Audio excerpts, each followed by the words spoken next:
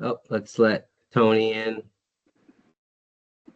And what I'll do is, since like I said, I'm cooking, I'm going to go ahead and turn my camera off, but I'll still be able to hear everyone. So if you guys need anything, just let me know. Okay. Sounds good. Sounds good. All right. Thanks, y'all. I guess if anyone else joins, Michael, will we be able to see to let them on? Yeah, just let Cynthia in. That was the Okay, last great. one that was in the queue. So Okay, Cynthia's on here. And I'll let you take it away. I didn't see you're on, but okay, super. There she is.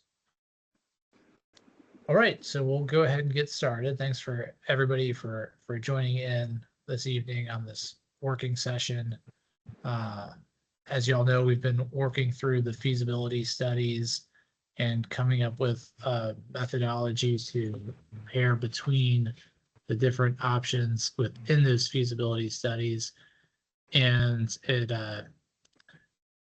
kind of just got to a point where we all thought it made sense to get together to just review in more depth what we were doing and the different factors that we were prioritizing in terms of how to score the different feasibility studies options against each other, if that makes sense. In the chat, I shared a spreadsheet that the working group team has been going through.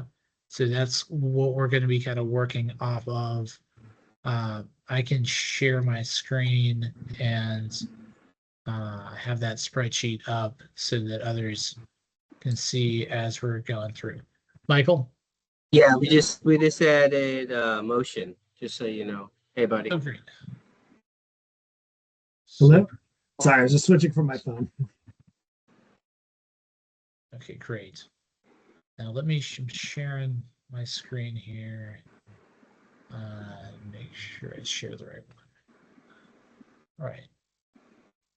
So before we kind of get too far into it, I wanted to kind of start out with some of the higher level problems that we're kind of looking at. And these are just some outlined problems that we've been digging in on. And then I'm going to jump over to the spreadsheet that we have compiled that has each of the different feasibility study options broken out by various different factors that we are considering and comparing against each other. So there were a couple that jumped out as key factors that we thought made sense to consider in the process, which included the cost per design capacity, the cost per square foot, and then we jumped over to classroom size and the percent of classrooms that are in the red category or the yellow category in terms of their level of acceptability. And then basically what we're kind of, the problem we're trying to get to now is coming up with a method for putting points, associating weighted points for different range bands that each of these options might fall into for specific factors, if that makes sense. And it might make more sense if I kind of jump over to this other spreadsheet here, where we put together a couple of different factors that we could consider for a potential weighted scoring method. These are just some that I've brainstormed in here.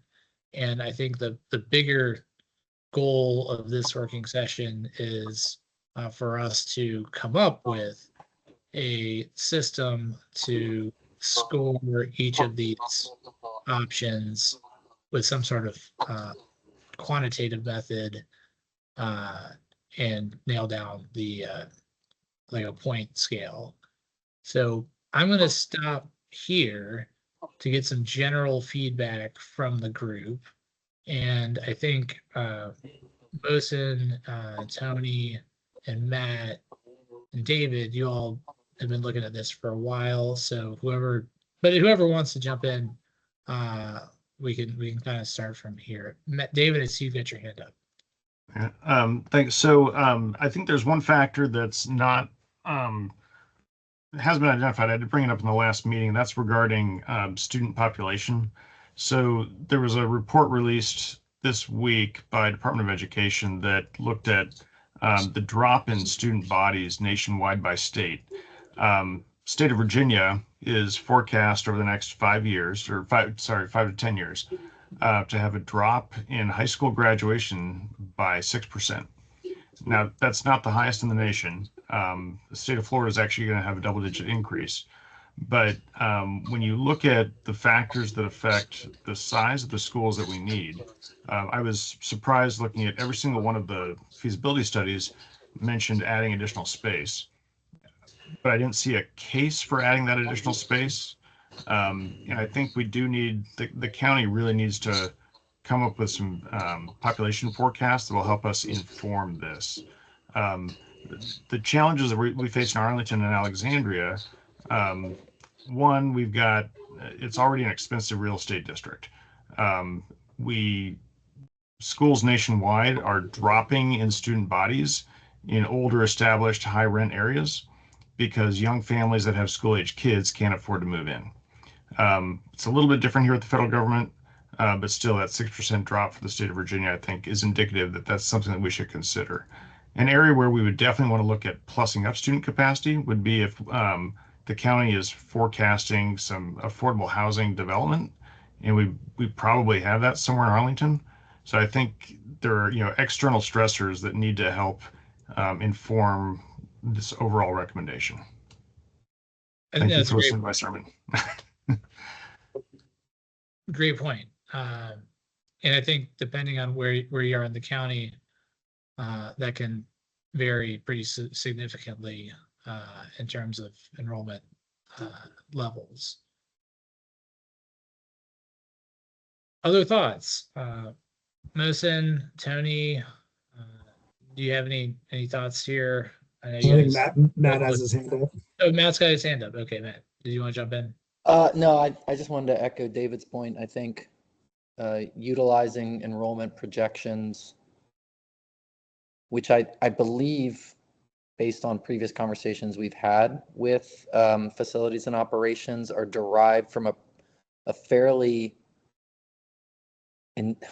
intensive bottoms-up process, looking at kind of future development, to David's point, where there will be future housing built, and assessing and assigning kind of, for lack of a better term, like children ratios for those types of developments, I think has been part of their process. But I think the 8-ball we're stuck behind right now in terms of giving feedback is we're not going to have those projections for quite a while. And at the last FAC meeting, when I asked if we can rely on last year's projections for 5 years out, I think the answer we got was, no, you probably shouldn't do that. And so while I think that's essential, like not just looking at last year's enrollment or even September of 2025 enrollment at these schools, looking 5 years ahead would be ideal. I think it seems that from APS's perspective, there's a fairly low degree of confidence in their own projections on that. And so we might need to push the envelope a little bit with them in terms of what type of information we could use as a look ahead, how reliable that data would be, or if we need to build confidence factors into it. That was my first point. The second point I wanted to make was I did add the information, Tony, on the first page regarding the 3 options for renovating the Arlington Career Center to accommodate MPSA. However, the information for those options is 2 years old. It was developed in 2023, 2024 as part of the CIP for that year. And it's missing some of the important data elements we used when assessing the other feasibility studies that were put out this year. So we don't really have, I did the best we could, and I think we're going off the best information available, but maybe APS has other information we can leverage to clean that up a little bit. But for right now, like, we don't even have a good sense of like what the final square footage is, what the design capacity is going to be. I think we have some estimates, but probably most importantly, while there were cost estimates initially developed for those 3 options, and I know the board is particularly focused on options 1 and 2, or a hybrid of those 2. I don't know how reliable those cost numbers are for us to base a judgment on tonight. And Jeff has stated in recent board meetings, as well as at the FAC meeting, that there's been a pretty steep escalation in terms of construction estimates over the previous year or 2. We know that's played a factor in the major infrastructure costs going up, and the projects that were in the CIP 2 years ago not really getting off the ground yet. And so I'd be hesitant to use those numbers for ACC as a basis for making a clear recommendation from this group, if that makes sense. Yeah, that totally makes sense. And I think that there might be some extrapolating that we need to do in terms of estimating, where those prices are today. I'm sure that Jeff might be able to provide some insight into, with other similar projects, how much has the cost increased relative to a couple years ago, which might be one way that we can get a little bit closer to a more realistic number. Other thoughts generally on a square? Michael, you got your hand up?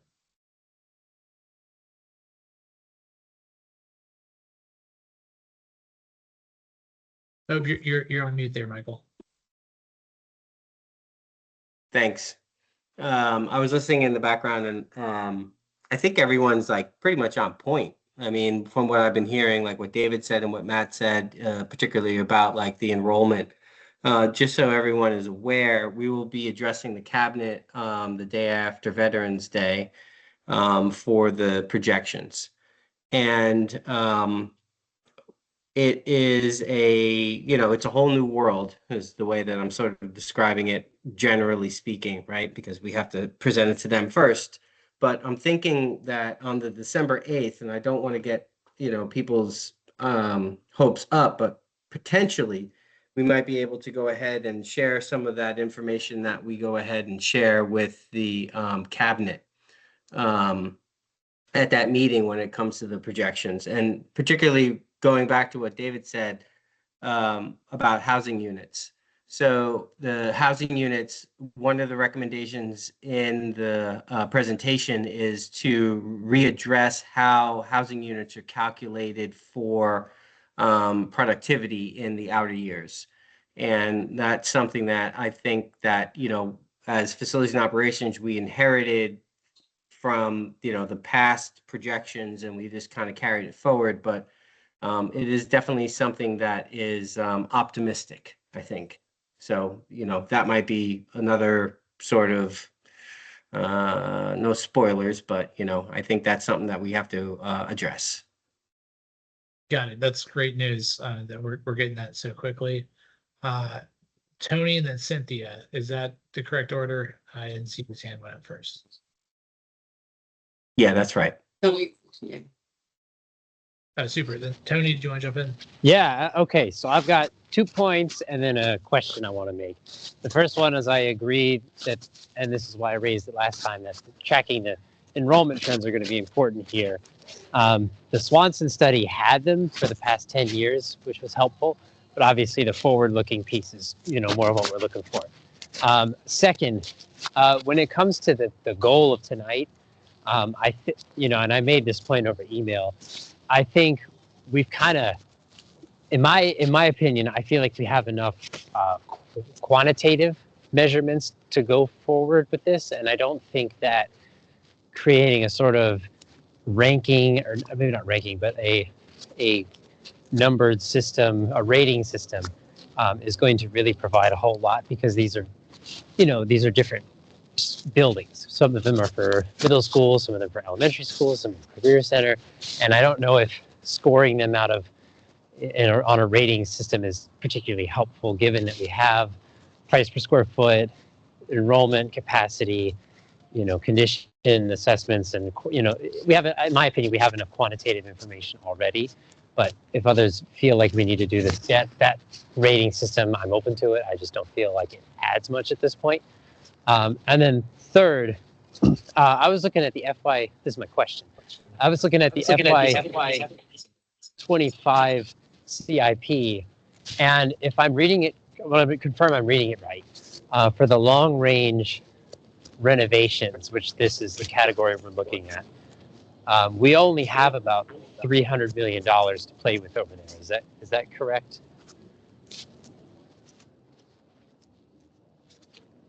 Michael, is that I mean, we'd have to look at the cost sheet, but what was developed in the last CIP was a $100 million placeholder that was put in there based on the debt capacity. So we'd have to look to see like what that total is. And to answer Anthony's question, I just don't know off the top of my head right now. okay? Great. Yeah, And because then for me, I think let's jump That's to Stephanie. Cynthia. I think Cynthia had her hand up, and then Stephanie. We'll go back to you unless you had something directly germane to the conversation here. Yes, I did. It's 302 million.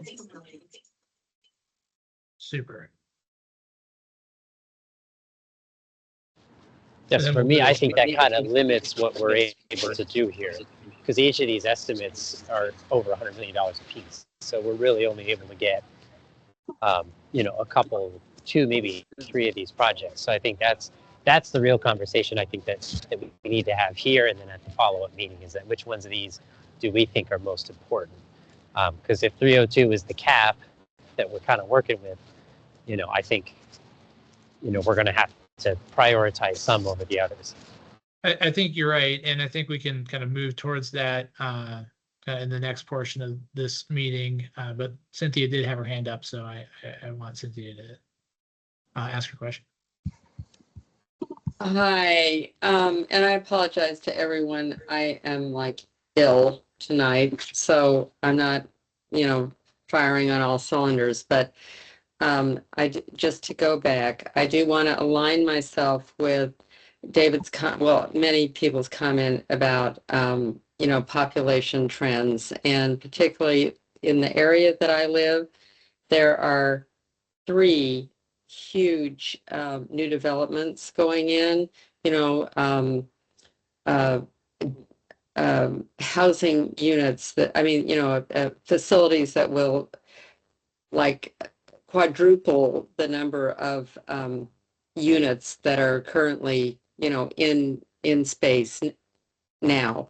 And I'm, the question always being asked is, anyway, I'm going to this point about the 5-year advanced lookout. What can you discern, if anything, from something like that? Because I would say 5 years from now, at least in our area, we're going to have a whole bunch of new units, more than we have now. And then I might have misunderstood. I went to the last BAC meeting, and I thought for sure they were saying that the amount available was 100 million, not 300. I don't know where that came from. And again, I apologize to everyone if I misunderstood that in terms of placeholder.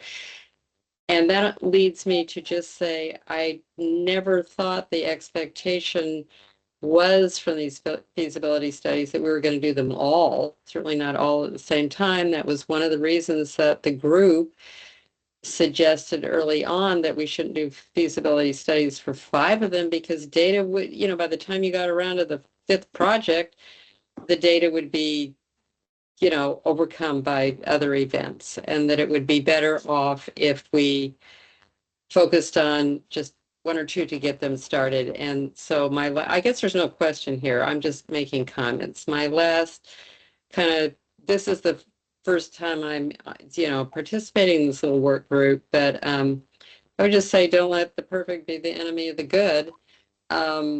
you can spend a lot of time going through all of this stuff, which clearly people have made a lot of effort to put all this together. But time marches on, and I would hope that this group wants to do something good, maybe not the perfect thing, but do something good. So we are not faced with something like the Career Center site where like 20 years later, we're still talking about whether or not, things need to be changed. Anyway, whatever it's worth, that's me with my strep throat and everything else. Well, I'm certainly sorry you got strep throat. I appreciate the thoughts and the ideas. And I think to that point, I think to Tony's point, it'd be good to kind of move this conversation towards the prioritization of the options that we've been reviewing. And I'm, certainly open to the idea of not doing like a scored system. And I think there is a case to be made to kind of just work through the options that we've put forward and in a more qualitative manner, prioritize them as a group, how we kind of see fit. Matt, I see you got your hand up. Do you have some thoughts and questions? And then I think we should definitely move towards kind of prioritizing the different options. Yeah, I don't want to derail things, and I'm in favor of continuing the work that we have planned to do tonight. I want to get on record that I question the value that we're adding by going this deep this soon, given the recent draft SIP direction that was put forth by the board and what I would expect to probably be finalized in the next week or two, when at the next school board meeting, or the actioning beyond that, where it feels like, from what I read from the draft SIP direction and what I watched, it feels like people are taking a step back, knowing, one, how many other major infrastructure needs there may potentially be out there. Two, the most recent draft SIP direction said, basically, the way I read it was pulling the stated elementary school options off the table and basically saying, actually go back to the drawing board and tell us what you can do just to bring each of these schools in line with ed specs for a range of $35 to $50 million each. And then with regard to the middle schools, it was, how much could you get done at one or both middle schools for a combined $150 million? And I know that's not set in stone, it's not voted upon, but I'm concerned that we're doing a lot of that we're doing a lot of work, and we're going to be working as a group to put forth a recommendation that's out of date, because the school board is no longer really looking at these options that were laid out in the feasibility studies as realistic options, given the current budget situation, the escalated costs that we've seen, and what's recently been brought to attention, the highlighted need for potentially other major infrastructure projects. So I'll zip it there, and I'm happy to go forward if the group agrees, but I just wanted to get that on the record. I think those are all great points. And I think one of the challenges that, I've had is like looking at these options. Realistically, we're probably not going to go forward really with any of them fully. And so I see the issue there. I think the process of doing this and having this methodology is helpful kind of in and of itself, as different options do get put forward. And I found having all this information compiled has been really helpful for me in how we think about things. I don't know that we need to put together like a recommendation that's saying we specifically think XYZ options are best. I think that if we were able to have more of like a general ranking of them, I think that could be helpful, in that it would help people, particularly the school board members, be thinking about, okay, well, we get more for our dollar if it's half the cost per square foot to do a renovation at this facility versus another, or things like that. And so I think that's kind of where my head's at. And then like we might come to the conclusion, Matt and others, that our recommendations are more general. I think planning, one question like going through this process that popped out to me was, how come we have 2,000 and roughly 2,000 open elementary school seats? It seems like that's something that didn't happen overnight, and incremental adjustments in planning could have avoided us getting to that point. And so that's a question, a big question mark. And so a recommendation might be that we need better long-term enrollment data, right? And what do we need to get there? So that's something that definitely has kind of popped out to me. Do we need more planning staff? Those are some questions that have definitely been kind of percolating. But to move to the next piece of this, where we are looking specifically at the options, I think as a group, I think it's helpful to kind of go through these, and I had highlighted a couple of different factors that I personally thought were relevant. And when we're looking at these options, I think some pop out as fairly obviously obvious versus some that are like obviously something that we probably don't want to do. The most immediate one would be the one I've highlighted here. Can everyone see my screen? Yeah. Okay, cool. Like in line 31, we would be reducing Thomas Jefferson Middle School seats by like 700. I just don't see a world in which that option, we go forward with that. And so I think, sorry to interrupt, Tony, but I think I made that point somewhere in the questions and notes, but like, I almost feel like that's step A for us, is eliminating option 1 of all the 5 feasibility studies. Because if you look at the net gain, loss, and design capacity in column H for each, we'd be investing anywhere for upwards of $50 million plus to, in essence, reduce seats. And I don't understand why we would do that. yeah, Maybe I I'm mean, on an island. I agree, and I think that's like a great starting point here. Are others generally in agreement with that? I think that's a really good jumping off point. Yes. Okay, great. So that Leo. Sorry, I guess, hi everyone, I'm Leo Sarley. I'm the newest member. I'm probably not fully up to speed, but I guess I would have a little reservation into jumping into a conclusion on that effect. I think I would be interested in understanding a little bit more before we say, I'm always a little nervous about just quantitative sort of decision-making processes. And so like, okay, why are we expanding schools if we're not adding seats? I think that's a really good question. And I'd like to find out if there's something behind that we probably ought to think about and consider, Yeah, and I think another like a big one that Matt has pointed out, and others have pointed out, is like the classroom size rating. Like that, I think, is a really important factor. So we might not be gaining seats, but we may be improving in the general size of classrooms, which is pretty important.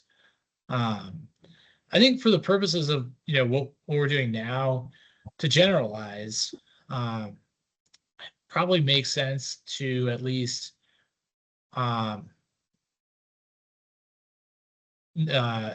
include those in the recommendation, the ones that are dramatically reducing the total capacity, and then kind of dig in on some of the other factors that we have here to make some more kind of broad brush generalizations, with the caveat that it may be that there's some reason why we need to exclude one school that is the exception to the rule in terms of decreasing capacity. Is there another factor that folks kind of are looking at that they feel is kind of an obvious thing that jumps out in terms of what we should or should not do, kind of broad brush? Hey, I'm going to jump in because I had my hand raised. I don't know if you saw me. Oh, sorry, I didn't. Yeah, thanks. No worries. I just want to kind of echo what Matt said. I think we should, a bit ago, I do think we should, instead of like really eliminating and thinking this all through, if they're going to completely change the plan, maybe it isn't worth talking about specific, I guess, options so much as talking about different factors we think are important for whatever assessment we're going to do, right? Or because, I mean, if they're going to have to go back and completely reassess these, then why are we eliminating any or even really looking at any? Yeah, I think that probably they'll do some version of these. And so the fundamentals will probably hold true. Like, I don't know. I mean, what I heard Matt say is they might scrap all the elementary schools, and they might make the middle schools both, like, basically almost the proposed costs cut in half, right from some of them that they are. And so maybe, I mean, if we are going to assess any tonight, maybe we would just look at the middle schools and talk about maybe the issues with the current middle schools, and where there would be value. I agree, right? Generally, why would you want to spend a lot of money to reduce the amount of seats? But if the case is that they would like to just bring things back to ed specs and they don't care about increasing seats, or you have a lot of these schools that have capacity, then that might be a goal, you know? So I think there's some assumptions that we just don't know. And so it's really hard for us to make decisions and cut things out without knowing any of those assumptions or specific goals. no, I think that's a fair point. And I think in terms of factors, we've kind of looked at some. If we jump over to this side, I've kind of broken out a scoring method that we could potentially use. Honey, I had a question. Oh, I'm sorry. I'm looking at two screens, and so I couldn't see your hand, Stephanie. Okay. Go ahead. So I have a little disconnect here because when you look at the draft school board CIP direction, the latest one that they have out there, the work that you're putting in here, it's not answering the questions that they're asking, right?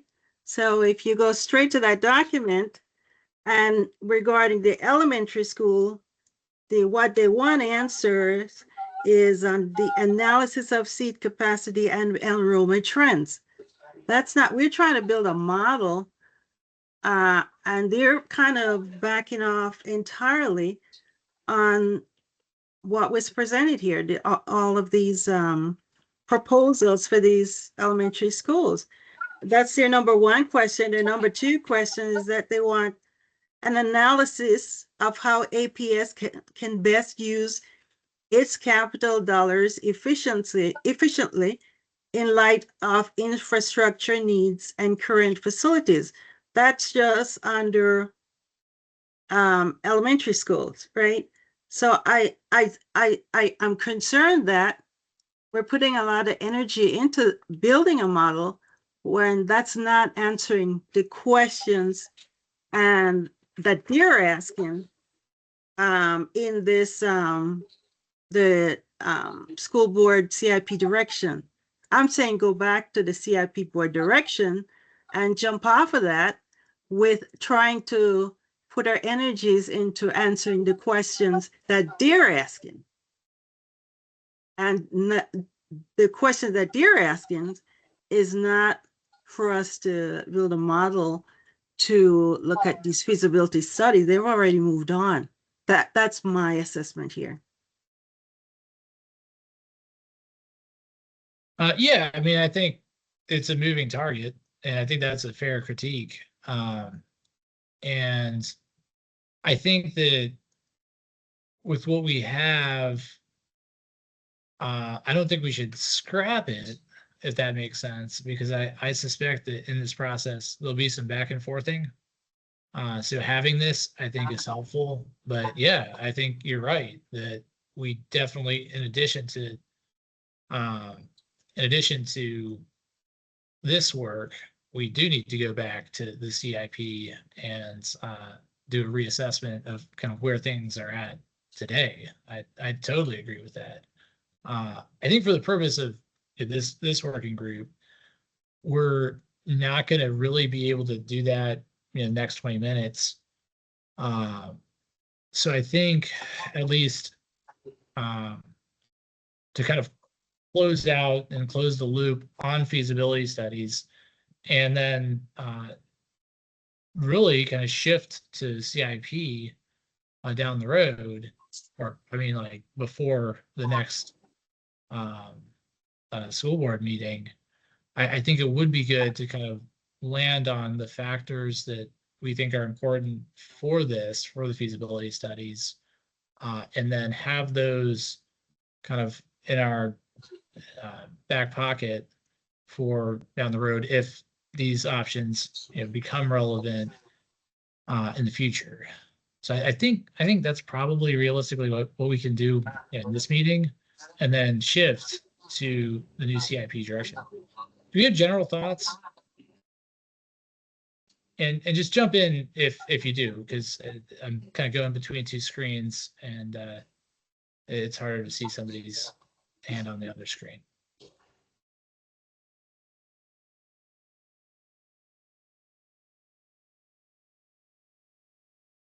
I mean, here I would say talking about the factors we think that are most important, that we've identified, that we have, data for, and that we could apply to any costs or any, I guess, proposed renovation, I think would be useful, right? Because no matter what, they're going to have to make a hard decision on what renovations to do. So I think us kind of looking at the different data we've put together and saying, okay, well, we think this is a really important thing to look at as we move into whatever assessment we're going to do. I think that could be beneficial. I don't know if anyone else has thoughts. Yeah, I mean, I do too. And I think like generally, are folks comfortable with cost per square foot, cost per design capacity, and then the classroom size, the ratio or the percentage that fall in the red, yellow, and green as key factors when making these decisions, and with the caveat that the options are going to change pretty significantly. And are we missing some factors that should be included?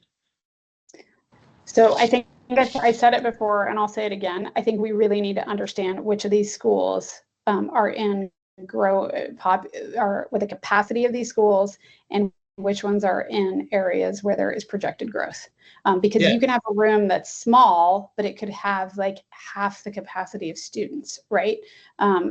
That is, to me, a reasonable education space, even though it doesn't meet the standard of the APS, right? If you have a classroom that has, the maximum capacity of children and is now also too small, then no, that's not acceptable. So I think we have to look beyond just the size of the physical classroom and take in some of that other data, which it sounds like we will have in another week or so, but that we don't necessarily have right now. So would that be like forecasted enrollment data? Yeah. Like would you be thinking? So it would be taking that forecasted enrollment data, right, that Michael just spoke about, and that Cynthia was talking about, right? And there's certain areas of the county where we are seeing decreased enrollment in the next 10 years, and there are areas that we are seeing increased enrollment.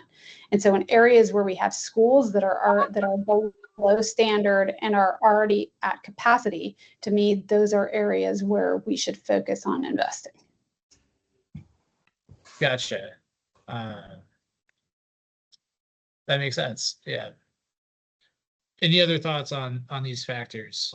I just have a sidebar to what Kateri said. I agree with the focus on where future enrollment looks like it's going to continue or even go higher.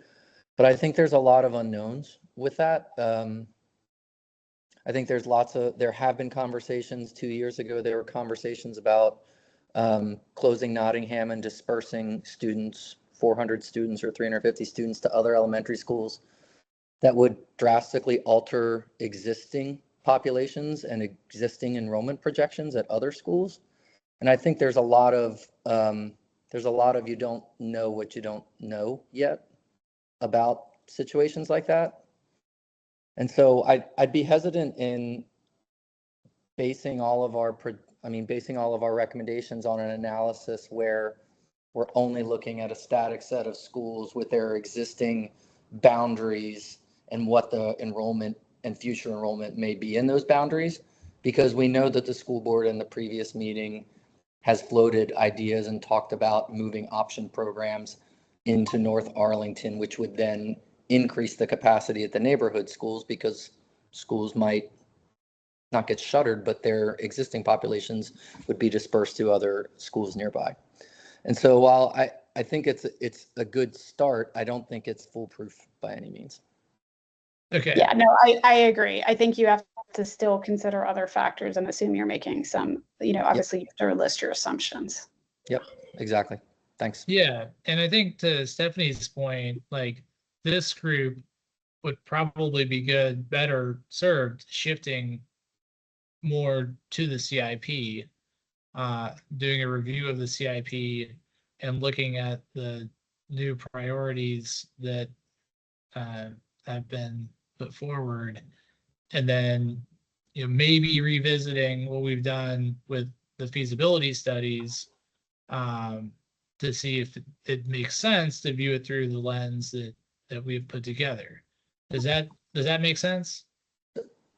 Yeah, and I'm sorry to dominate things. I don't mean to, guys, but I mean, the FAC's job could also include throwing out an even bigger wrinkle, which is we shouldn't be doing any of these things given the long list of major infrastructure needs across all the schools. And maybe our time would be better served by reviewing the long range plan and the facility condition assessment and highlighting all of the HVACs, roofs, large scale infrastructure projects and how much they would cost to replace, and saying, you know what, instead of our $100 million of bond funding for the next 2 years going towards renovating a school, maybe we should use the next 2 years to catch up on all the major, or maybe the next 5 years, 6 years, God knows however many, to catch up on all of the deferred maintenance to major infrastructure items. We could look at like the remaining useful life on all these things. We could look at the estimated cost to repair. We could talk to Jeff and his team about how much stuff could we patch and how much stuff could we realistically do. But for me, I think locking ourselves into, well, we did these feasibility studies and therefore we need to renovate a school just seems like a fool's gold. I think that's a great point. Tony, you got a question there. Yeah, I do. I think, Matt, that's a good point on and kind of tying this back to what Leo had brought up. I think the qualitative element of what these renovations are trying to do is important too. Because if we're just, especially if we're playing with a smaller amount of money, to say 150 million between the two middle schools, that money doesn't have to be split 50-50, for example. You can load more of it up towards Jefferson, for example. And really with Swanson, you focus on like the bare necessities, like the HVAC, electric system. And, those upgrades might not be as expansive as adding a new wing to the building or something like that you're seeing at something like Jefferson in that hypothetical. So I think that's a big, important piece of it. And I think if we're outlining what specifically they're trying to change, whether they're changing the footprint of the building, whether they're just trying to focus on getting all the rooms up to snuff and up to code, I think that's an important element of the analysis here. And that's kind of how I structured mine in not the document with the quantitative figures, but the summary of upgrades. I kind of structured it by the different options and provided a bit of a detailed rundown of what is being done specifically in each option. And I think that was helpful, at least for me, to understand what was on the table. So I don't know if others want to adopt that, but Matt, I agree with you. I think the qualitative pieces of it is important here too. Yeah, I think, and that's a really good point relating to Swanson and Jefferson. The allocation of $150 million to renovations associated with those two schools when the overall push that it seems to be happening is towards more the essential infrastructure items. It becomes, I think that one concern that I have is if they're watering down or reducing some of the renovation options to a point where it's only some like critical systems, building systems, then have we really kind of fairly compared the other facilities based on like the what are in effect new criteria? Does that make sense? Like that's a concern that I have.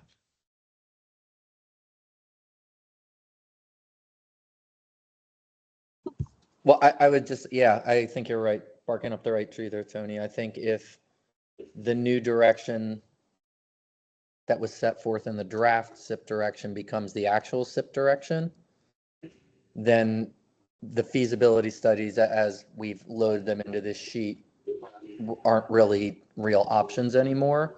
And we would have to wait until the facilities and ops staffs performs those analyses over the coming months to meet what the school board is asking for, to have a really a real valuable point to add into anything, because we won't have that data for a while. So I think kind of going forward, how do you, I mean, first, like I've got some ideas, but how do you all feel we would be best served in terms of reviewing the work that we have, the feasibility studies that each person was responsible for reviewing, and then kind of reassessing the CIP direction as it stands and kind of revising our thinking along the new direction that we're looking at? I mean, my thought is like if each of us kind of goes through the CIP direction as it stands and reviews it in light of the schools that we were responsible for reviewing the feasibility studies and take notes in that direction, I think that might help us kind of bridge the work that we've done with kind of the new goals that are being kind of put forward. But I'd love feedback on that. I mean, how do you all feel would be an effective way to move forward here? I mean, I personally think we just pause looking at these feasibility studies because I just don't know that they're relevant if the decision is to not do them at all and just to focus on major infrastructure projects. I do think we should all read the CIP, or the draft CIP. I mean, that I think we should definitely do. I mean, maybe that's what we could do. Read it and see if we think it applies to the school we looked at. Yeah. But I just don't know. I don't know that there's really going to be, I don't know, unless you're thinking like, okay, this school I looked at needs a roof repair that was going to be fixed in the renovation proposed, right? But that I think would require us going back to the framework and looking at, and yeah, I don't know how detailed that was in the proposals we looked at. Yeah, I mean, like what comes to mind for me is like looking at some of the feasibility studies and looking at like the major deficiencies, because that seems to be what is wanted and what we should. Yeah, I guess you could say, like, for example, Taylor, like the kitchen, it probably would need to be renovated, if not the whole school at a minimum, right? I would say like the kitchen's a mess. Or, you know, you're saying things like that, like what in the schools selected maybe are major issues that would necessitate also them being included on the major infrastructure list. Is that, am I understanding correctly? I think that's I think that's a good approach.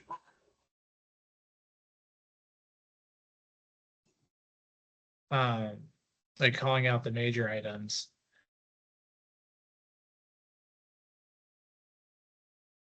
So Yeah, Matt, what do you think? You haven't talked recently.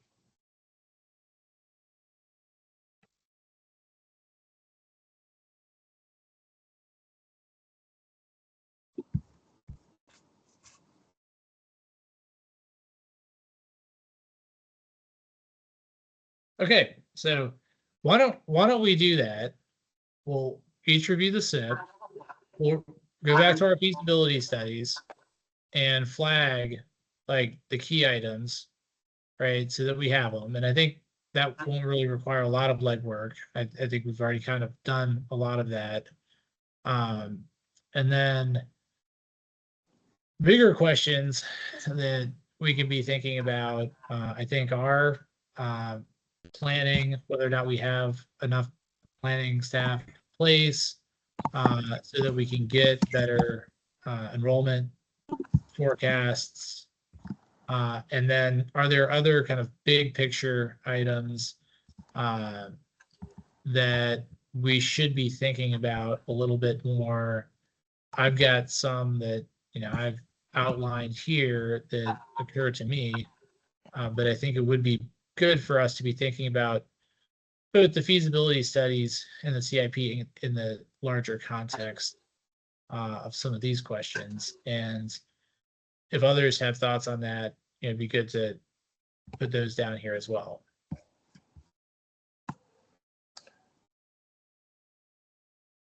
I'm with you, Tony, though I just wanted to add one caveat, which is we can look, people can, or feel free to go out and look at the draft CIP direction that was released and discussed at the most recent school board meeting, but there might be more value in waiting another week until the final SIP direction is actioned by the school board, which I think is meant to happen at next week's school board meeting. It doesn't, I would definitely, I can't imagine it's going to change wholesale, but I would expect that there will be some changes based on the degree of conversation that took place at the previous school board meeting. So maybe start by looking at the previous SIP direction, the draft one, but then we can circulate when it's available next Wednesday or Thursday, the final version of it. I think that makes sense. Are we getting a brief on the SIP direction at the next FAC meeting? Is that what the main agenda is? If not, Yeah. it should be. more questions. I'd like to have like a compiled set of questions. Like it'd be great if we could all have reviewed that in advance, so that Yes. the brief isn't like them going through the slides, but more we do have that on the agenda where ideally we will submit questions in advance to staff so that they can have those have seen them before we're just asking them the questions so that we can get better answers and they're not being put on the spot. So if everyone can compile their questions on the CIP when they're going through and reviewing it, when we do have that briefing, I think it will be a much more effective call. Is everybody good doing that? And I think it'd be good to include those questions. I think we can just include them in this document here since we're all working out of it, and then we'll probably we may transfer them over to a different section, but I think since everyone's comfortable working out of here, I'll just add another line that's CIP questions for staff, and then we can put those questions directly into this rather than have like another place to compile information. Does that make sense? Yeah, there was also a comment that someone made. Who made it? Amy, that the school board might be delaying the SIP direction until early December. Is that, Michael, do you have any insight into that? Does any of the staff have? And then after Michael, we got Cynthia here. I was thinking that everyone was on the right track. Like everyone's talking about like this very when you're in your plane, you're at 30,000 feet and like you're flying and you're looking down, everything looks really slow. But when you get that plane down lower, everything starts moving really fast. So I think that where you all were going, what Matt was saying, what Striner was saying is relevant to this conversation. I'm surprised that Amy put something in the chat referencing the next CIP direction, which will be announced at the Thursday next week. So, yeah.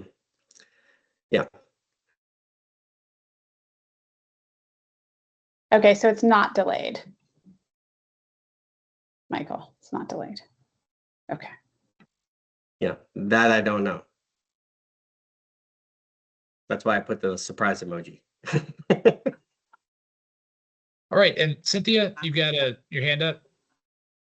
Yeah, and I'm so sorry, this is not a helpful comment, but it occurs to me that the last time this happened, and again, Michael or anybody can correct me, but seems to me that the FAC provided comment on the direction. And we didn't just wait for it to be handed to us. So while I hear from what is being said that we should be thinking about what questions do we have once it's finalized, but we didn't just come into existence yesterday. We have a history of looking at this stuff. We were incredibly involved in launching this whole process of the feasibility study and whatnot. And at some level, I want to say, are we not concerned that it sounds to me like some are willing to just throw it all out and relook at things again. So I'm not trying to defend any particular thing, but I'm just wondering about the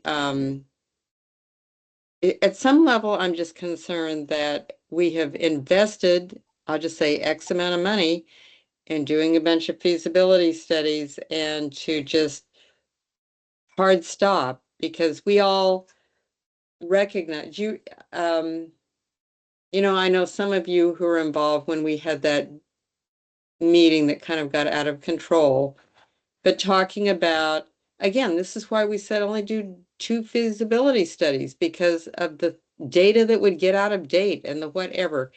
But so once again, I don't know exactly what I'm saying here, but we are not a blank slate.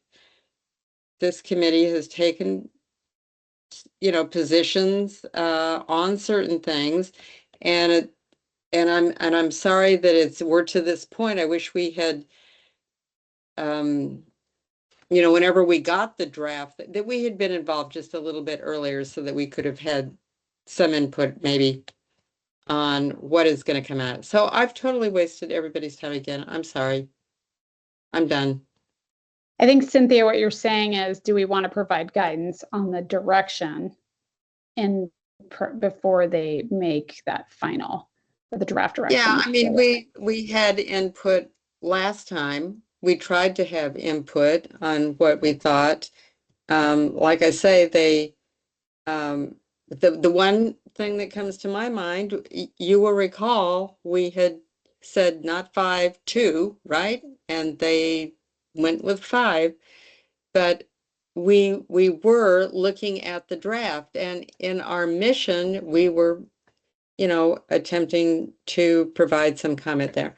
So again, it may be too late to put something up and get a vote and have an official whatever, but so I should just shut up.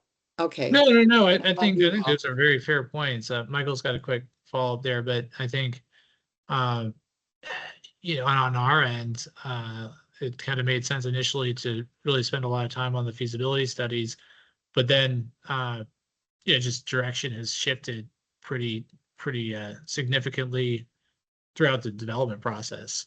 And so I think the work that we did on it is really valuable and important, but I don't know that making a recommendation on those options is really relevant at this point. And I think that that was kind of the consensus opinion that I got from this group. And is that, are most kind of in agreement on that it wouldn't really make sense for us to say, hey, here's the prioritized list of projects that we're probably not going to end up doing. So I don't know that it makes sense to do a recommendation there. I think if we can go through the CIP and get some solid questions, I think that it's going to be challenging to do a recommendation between now and our next meeting. But I certainly appreciate your point, Cynthia. And Michael, you had your hand up? Well, can I just make one follow-up comment there? Sure. I know, I have this feeling, and Stephanie and I were at the last BAC meeting, so I know that she heard this said. But some schools were named and some schools were out there and some schools were looked at, and those communities, I think something's going to happen. And you all have been around when things have come up at the school board, and when somebody thinks something's promised and then you want to try to take it away, it's you know, there's a lot of problem. But maybe, you know, we're not the elected guys and they will all take the heat and whatever. But like at the last BAC meeting, there was a gentleman that I think most of us know whose kids go to one of the schools that's on the list, who I think misread what was in the proposal to be done, was very concerned that somehow his school was now no longer going to get the promised HVAC improvements, right? So, you know what, I am so sorry, folks. I really am going to stop. My brain is just not, it's not there. But I think some of you who have been serving for a couple of years, you know, have seen things like this happen, and I'm stopping. I love you all. Okay. Well, I appreciate the brain at 9 p.m. Situation. I'm right there too, and I think we're at a good point to wrap up. Going forward, if we can all go through the current CIP direction, put our questions and remarks into the shared spreadsheet. I think that would be a really productive way that we can start to bridge the work that we've done on reviewing the feasibility studies with where we're currently at with the CIP direction. Does that work for everybody? Can everybody? Yeah, do Tony, that? can you also based on what based on what Amy said, can you find out if they are actually going to delay the direction or not? Because I think that would be a really important piece to know, because it would give us time to provide comments on the draft. Yeah, I will get that information pronto. Yeah, so if you I'll could second find out that. for us, yeah, if you could find out for us when that vote is going to occur, you know, because I do, whether, of course, I get times change, budgets change, but certainly the fact that like a lot of money was spent on these feasibility, I do echo, right, Cynthia's point. Like they spend a lot of money to do these feasibility studies. They and then did. Yeah, and now they're going to be totally perishable. Yep. That is that, like, we need to say something about that, right? Like, and again, like Cynthia noted, we said not to do 5. So they could have saved some money. They could have paid some people. They could have, you know what I mean? Like, Yeah. I think even just us being able to have the time to say, like, you know, like, follow through with your plans. Thank I you. Thank you. Yeah. Yes. And you know, that particularly salient is like, why did we do 5? Right. Yeah. Why did we do 5? Why did you, I don't know, because I did say in the work session I listened to, I mean, goodness, they were like all over the place. This is Stephanie. I just want to make one comment here to interject. I don't think anybody anticipated the volatility in the federal government funding scenario. No one did. Okay. Great point. That's a 1-year thing that everybody's reacting to.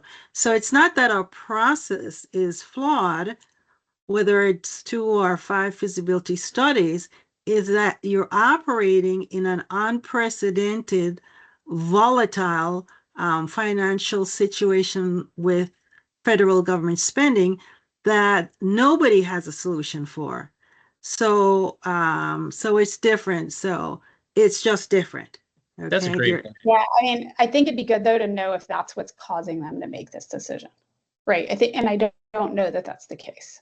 Yeah, and I think, you know, Stephanie, in terms of like sunk costs on our end, we don't necessarily want to be overweighing that. If considering the very different environment we're in today, it could easily have been the right decision to do these studies when they were planned, and the right decision to not proceed with those studies despite the cost that we spent on them, because we are in a very different environment. So just things to be thinking about. I think we're at a good spot to leave on.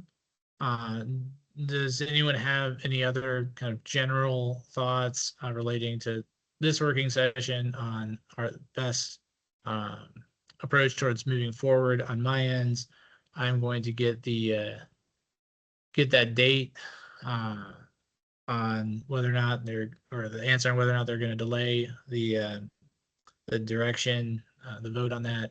So I'll have that back, and if others can review the current set direction this week, can everybody kind of review that and get their questions in the next week or so? And I say next Friday. I think that would be a worthwhile time to have it done by. Does that work for everybody? Awesome. And then the link to that spreadsheet where we're going to have that information is in the chat here, and I'm going to create. You're looking at now. We've just got this subsection here for draft questions, CIP draft questions. Just drop them right in here, and then put your initials next to it, so we just know who contributed in the event that we want to follow up with them with more details. Awesome. All right. Well, thanks everybody for sticking with us and jumping on. I know 8 to 9 is a little bit slow, at least for me mentally, but I do appreciate your making the time to be here. For future work sessions, is this a time that works for most or many? The 8 to 9, the 8 to 9 patch. All right, great. So we'll generally plan. Okay, cool. And what about Thursdays? Or Thursdays nights really work well for me. I don't know if others are generally good with Thursdays. Great. So hopefully, we'll do some more of these work sessions in the future. I think we got advertised a couple days in advance, so we do have to do that. But hopefully, it wasn't too onerous for Michael. Big thanks to Michael for being on here. I hope his dinner has gone well. And with that, I think we can go ahead and sign off. All good, Michael? That was delicious. All right. Good. All right. Good night to all. Cynthia, I hope you're feeling better. Get some rest. Feel better, Cynthia. All righty. Take care. Everyone. Good night. Thanks, everyone. Good night. Yep. Bye.